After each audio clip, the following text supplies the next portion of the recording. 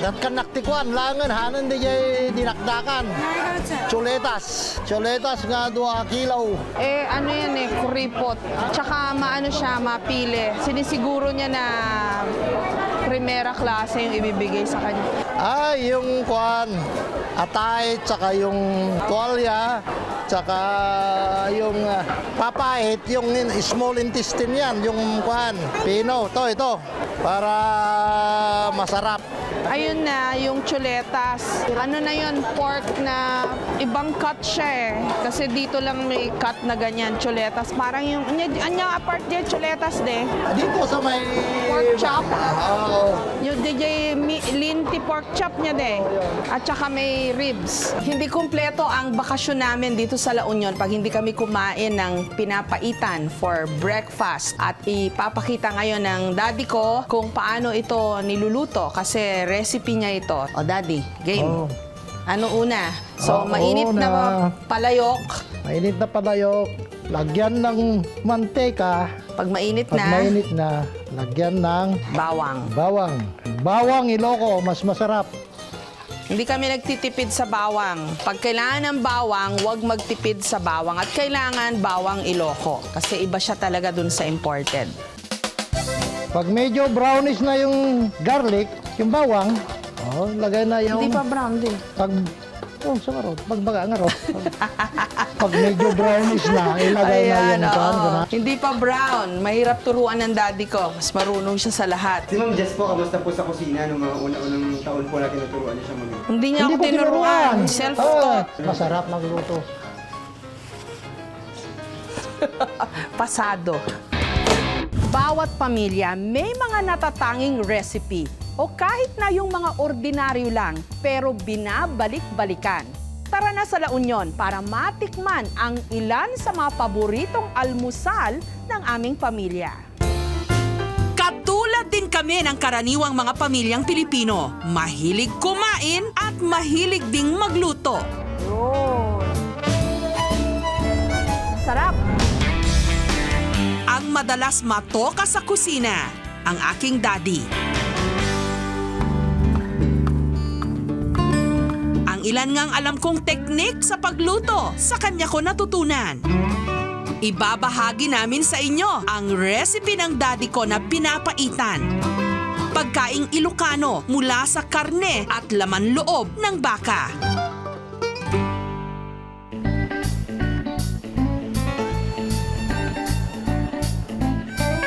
Para masigurong primera klase ang sangkap, siya mismo ang namamalengke.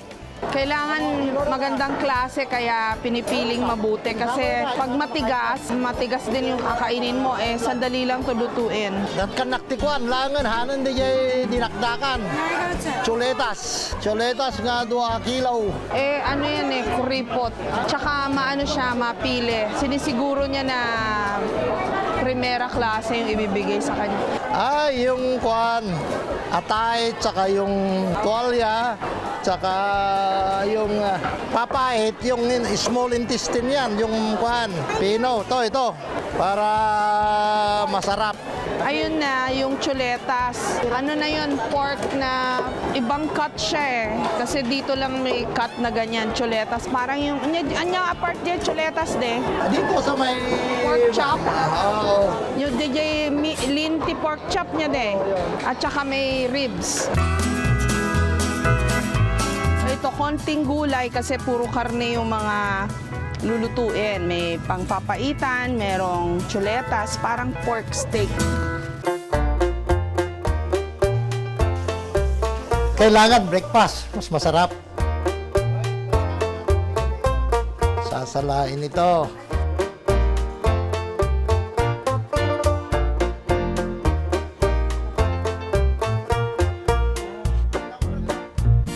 Sinimulan na namin ang pagluluto. Hindi kumpleto ang bakasyon namin dito sa La Union pag hindi kami kumain ng pinapaitan for breakfast. At ipapakita ngayon ng daddy ko kung paano ito niluluto kasi recipe niya ito. O daddy, game. Oh. Ano una? So, Oo, mainit na na. palayok. Mainit na palayok, lagyan ng manteka. Pag mainit Pag na, mainit na, lagyan ng bawang. bawang. Bawang Ilocos, mas masarap. Hindi kami nagtitipid sa bawang. Pag kailangan ng bawang, huwag magtipid sa bawang. At kailangan bawang Ilocos. Kasi iba siya talaga dun sa imported. Pag medyo brownish na yung garlic, yung bawang, lagay na yung... Hindi pa brown din. Pag... sa nga ro. Pagbaga nga ro.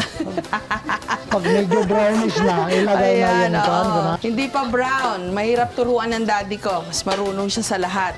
Brownish na, lagay yung slice na luya at saka sibuyas. So sabay yung sibuyas, yung red onion para mas masarap din. Pwede rin yung white pero iba pagka yung red for pinapaitan kasi strong yung flavors ng dish na to. Tapos may luya, pangalis ng lansa, di ba de? Ito na yung mysterious ingredient. Ang tawag namin dito, papait. Ano siya yung digested grass. Yung iba kasi, pag nagluluto ng pinapaitan, apdo o bile yung ginagamit. Pero yung authentic na Ilocano na pinapaitan, ang ginagamit ito. Kinukuha siya sa ande? Small intestine. Sa small intestine. So, malinis to. Oo. Pero to be sure, niluluto ng mabuti ito. Ibubuhos siya lahat. Tapos, lalagyan ng water kasi ito na yung sabaw.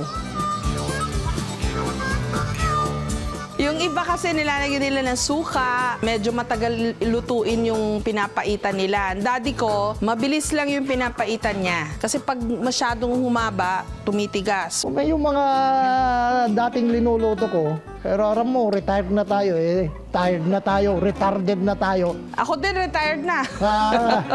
Mahilig kaming kumain, obviously. So, mahilig din kaming magluto. So, may kanya-kanyang specialty. Ang daddy ko, ang specialty, ito, pinapaitan, yung mga luto ng kambing, kinilaw o kilawin, kaldereta, masarap ang kaldereta niya. Ang cooking style ng daddy ko, halo-halo. Pinaghalo niya Ilocano, Chinese, at kung ano-ano pa. Kasi nga, half Chinese siya. Pag nag-get together kami dito sa bahay namin, potluck. So may nagdadala ng steamed chicken, desserts. Ang uncle ko magaling maggumawa ng vegetable salad.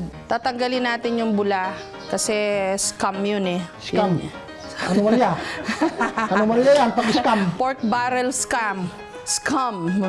Ano yan, marunong yan sa mga social issues kasi wala siya ginawa kundi manood ng balita. Mas magaling pa yan sa akin sa balita minsan.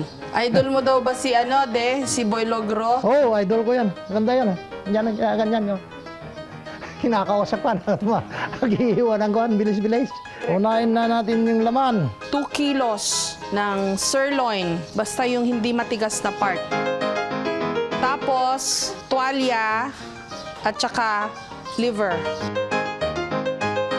Ang essential element ng pagkaing Ilocano, kailangan may bitterness, may pait. Kaya nga, pinapaitan, mahilig din kami sa ampalaya, yung mga gulay na mapait, okay sa amin.